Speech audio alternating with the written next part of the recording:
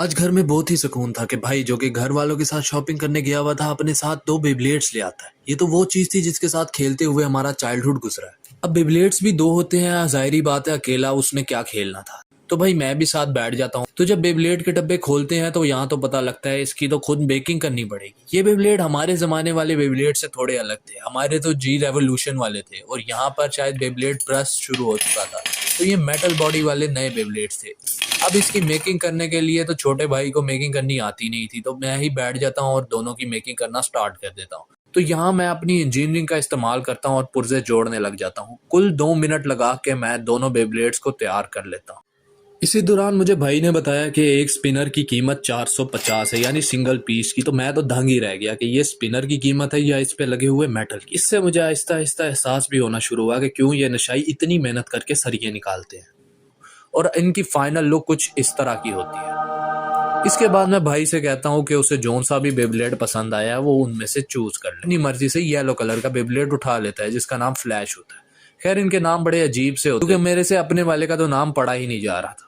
इसके बाद दस्ती स्टेडियम तैयार किया जाता है जो घर के बर्तन से बनता है। आखिर ये भी और किस काम आएंगे। तो दोनों बेब्लेड बैटल शुरू कर देते हैं और भाई पहले मैच में तो मेरा बेब्लेड बड़ी आराम से जीत जाता है।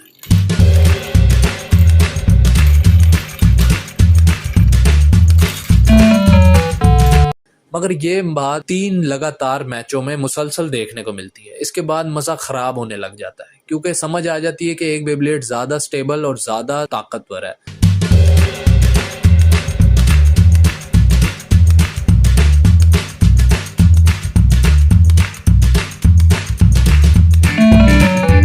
तो फिर इस कंफ्यूजन को मिटाने के लिए हम दोनों बेब्लेड एक्सचेंज कर लेते हैं और भाई भी कहता है कि अब इस बेब्लेड से जीत के दिखाओ।